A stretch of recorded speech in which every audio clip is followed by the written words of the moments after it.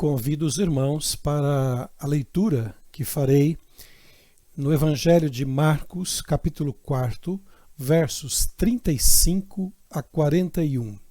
Evangelho de Marcos, capítulo 4, versos 35 a 41. Diz assim a palavra do Senhor. Naquele dia, ao anoitecer, disse ele aos seus discípulos: Vamos para o outro lado. Deixando a multidão, eles o levaram no barco assim como estava. Outros barcos também o acompanhavam. Levantou-se um forte vendaval e as ondas se lançavam sobre o barco, de forma que este foi se enchendo de água. Jesus estava na popa, dormindo com a cabeça sobre um travesseiro. Os discípulos o acordaram e clamaram: Mestre, não te importa que morramos? Ele se levantou, repreendeu o vento e disse ao mar: Aquiete-se, acalme-se. O vento se aquietou e fez-se completa bonança. Então perguntou aos discípulos: Por que vocês estão com tanto medo? Ainda não têm fé? Eles estavam apavorados e perguntavam uns aos outros: Quem é este que até o vento e o mar lhe obedecem? Amém. Palavras do Senhor Jesus. Quero falar com você nesta manhã a respeito do mestre dos mares agitados, conforme lemos no capítulo 4 do Evangelho de Marcos. Aquele tinha sido um dia muito agitado e difícil para Jesus. Se você começar a leitura pelo capítulo 3 de Marcos, verá que ele viveu um confronto com um grupo religioso opositor, ouviu a acusação de seus próprios familiares de que ele estava fora de si, capítulo 3, verso 21, deu ainda instruções às multidões que o rodeavam usando parábolas, e ao que parece, um barco na margem do Mar da Galileia servia de púlpito, de onde Jesus fazia os seus discursos, conforme nós podemos ler no capítulo 4, verso 1. Mas ao final do dia, cansado, chamou os discípulos e ordenou que atravessassem para a outra margem. E então, os discípulos conduziam o barco pelo mar à noite, e Jesus descansava, dormia na popa, parte traseira do barco. Aqui, os estudiosos e pregadores enfatizam a demonstração clara da humanidade de Jesus, o Filho de Deus. E isto tem grande importância para a doutrina da salvação do homem. Por outro lado, enfatizam também que em sua humanidade, experimentando as mesmas coisas que nós experimentamos, exceto o pecado, o traz muito mais perto de nossas experiências, porque ele sabe o que é sofrer, sentir dor, cansar-se e etc. Naquela noite, embora os discípulos estivessem acostumados com o mar, devido à sua antiga profissão de pescadores, esta noite foi diferente de qualquer outra e trouxe uma experiência que eles jamais tinham vivido em anos de pescaria e navegação em mares. E adianto que uma das maiores lições aqui foi sobre a concepção que tinham sobre o Senhor Jesus Cristo. Se você observar cuidadosamente, talvez esta experiência dos discípulos possa mudar também a concepção que você tem sobre Jesus. E se você consegue fazer um exercício de memória, por que não tentar subir naquele barco com os discípulos e viver a mesma experiência que viveram? Isso será de um efeito tremendo em sua vida, porque naquela noite, eles se depararam com uma experiência terrível de dor, sofrimento e medo. Mas também experimentaram e viram com seus próprios olhos o poder de Jesus que os libertou da fúria das ondas e da força dos ventos. Se você pensar bem, esta é uma experiência que vivemos diariamente. Estamos constantemente navegando no barco da vida, sujeitos às tempestades de todos os tipos. Às vezes, a força do vento é tão forte que pensamos que não vamos suportar. Às vezes, as ondas estão tão violentas que pensamos que o barco vai afundar. Então, que tal subirmos neste barco com os discípulos e com Jesus e cruzarmos este mar revolto com eles? Vemos em primeiro lugar, no verso 37, a força desta tempestade. E diz assim lá no verso 37, que levantou-se um forte vendaval e as ondas se lançavam contra o barco de forma que este foi enchendo de água. Dizem que tempestades são muito comuns no mar da Galileia, e embora ele seja muito pequeno em sua extensão, por estar abaixo do nível do mar e cercado de montanhas, está sujeito a tempestades repentinas, e você não queira estar lá quando acontecer. Dizem os estudiosos também que estas tempestades geralmente não acontecem à noite, o que mostra que eles não contavam com essa possibilidade. E não é assim também com a nossa vida. Tudo pode estar bem e no minuto seguinte uma tempestade invade o nosso barco.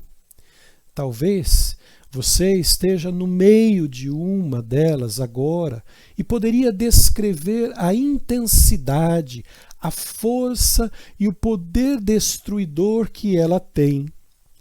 Se quisermos exemplos desta realidade, olhemos para Jó. Em capítulo 14, verso 1, ele diz: o homem nascido de mulher vive pouco tempo e passa por muitas dificuldades.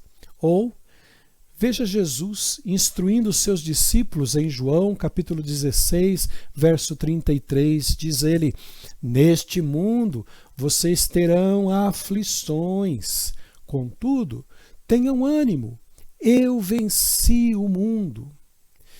Parece meio desanimador, mas a palavra de Deus nos alerta que as tempestades virão em nossa direção. Alguém disse que nesta vida estamos em uma das três situações. Ou estamos em uma tempestade, ou estamos saindo de uma tempestade, ou estamos caminhando na direção de uma tempestade. A intensidade da tempestade é um ponto que precisamos observar neste texto. Vejam a situação. Era noite, o barco estava balançando perigosamente, porque a tempestade era violenta e, diz o texto, o barco estava enchendo de água. Em qualquer situação semelhante, o marinheiro sabe que deve se preparar para o pior.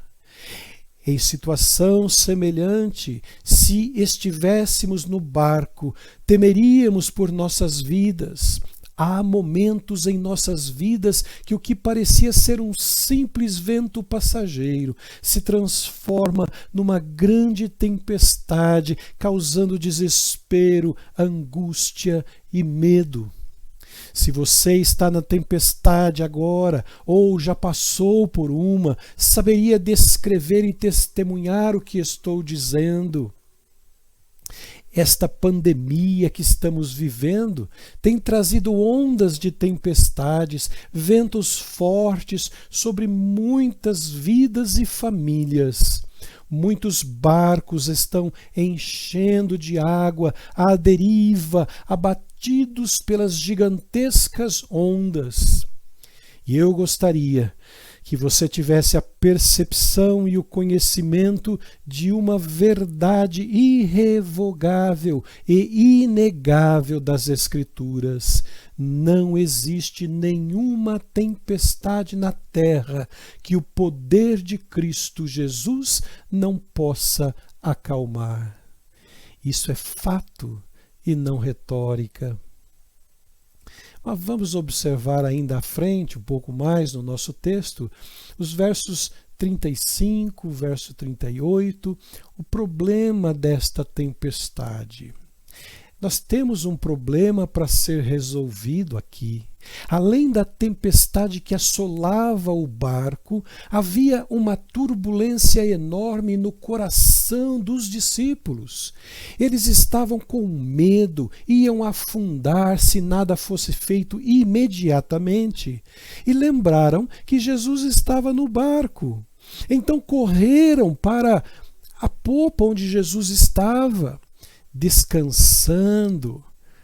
O acordaram rapidamente, talvez gritando em desespero, porque estavam perdendo totalmente a esperança de sobreviverem no mar bravio. Você consegue se encaixar de alguma forma neste episódio do barco? Já esteve lá? Ou, quem sabe, está lá agora?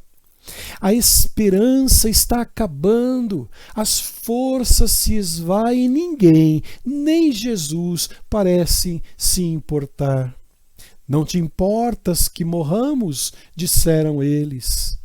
Isto é colocar em dúvida o cuidado de Jesus.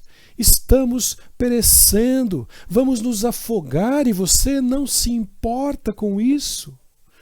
Mas para um grupo de homens que já havia assistido Jesus fazer tantos milagres, não seria afrontar Jesus, colocar em dúvida sua compaixão e bondade?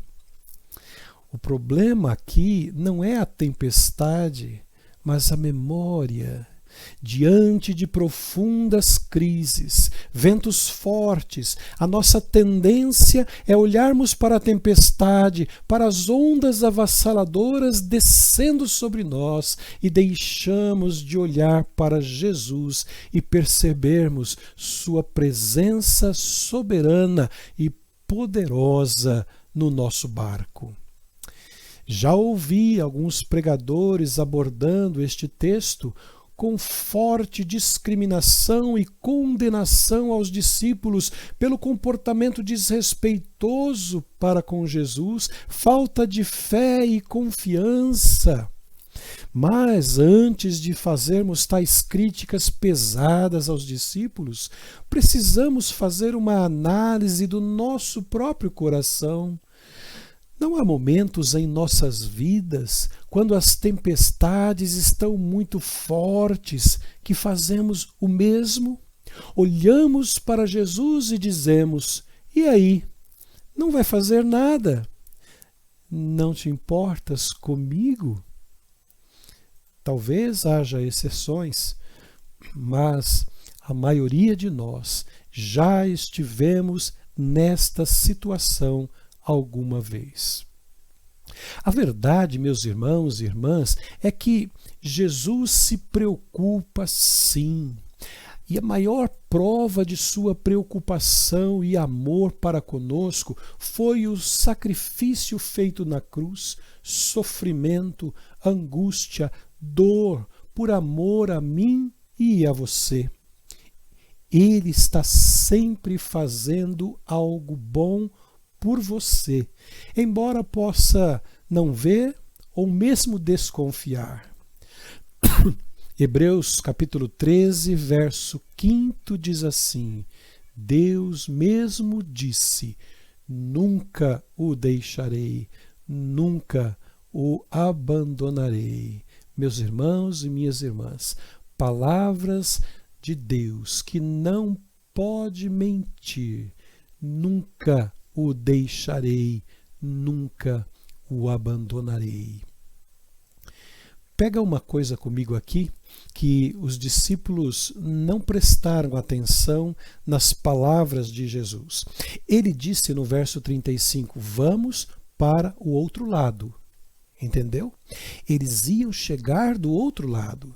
Seria incoerência Jesus dizer vamos ao outro lado para enganá-los, se a morte no meio do caminho estivesse programada. Se ele diz que você vai para outra margem, não importam as tempestades que surjam, você vai chegar na outra margem. A palavra de Deus é um documento assinado com firma reconhecida das promessas incontáveis de que Deus cuidará de nós.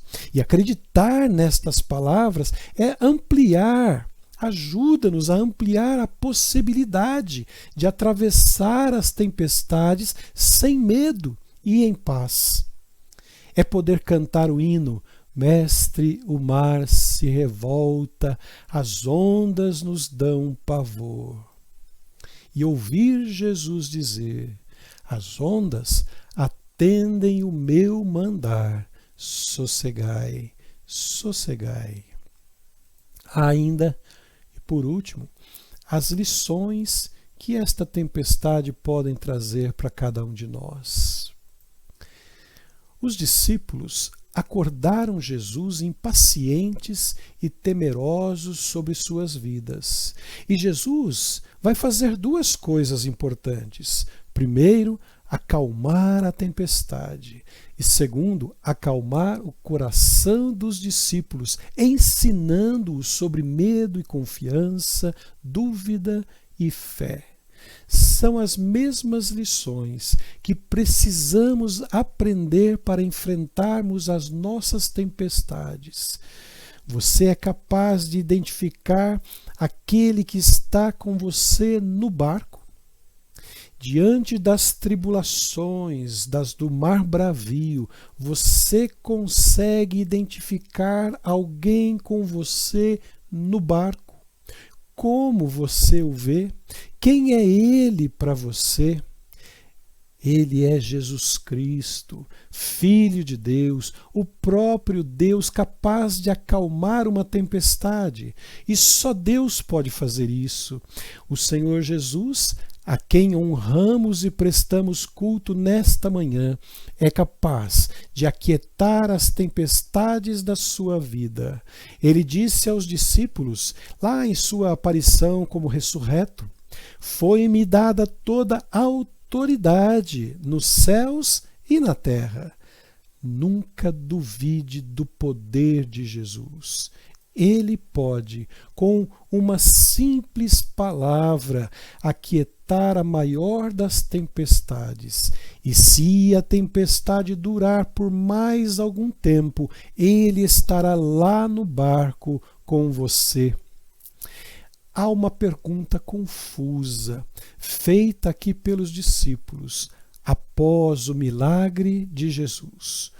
O mar estava calmo, o vento havia cessado, e eles olhavam uns para os outros e perguntavam, quem é este que até o vento e o mar lhe obedecem? Quem é este que até o vento e o mar lhe obedecem?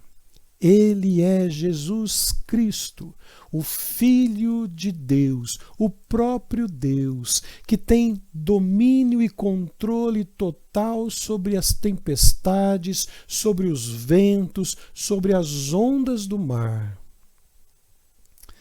Concluo esta minha palavra, dizendo para você, meu irmão e minha irmã, não posso saber qual a força e o tamanho da tempestade em que você está neste momento, mas eu posso lhe dizer e indicar quem pode acalmá-la. Traga seus sofrimentos, tristezas, medos e confie naquele que pode dizer à tempestade: aquiete-se, acalme-se, aquiete-se, acalme-se. Amém.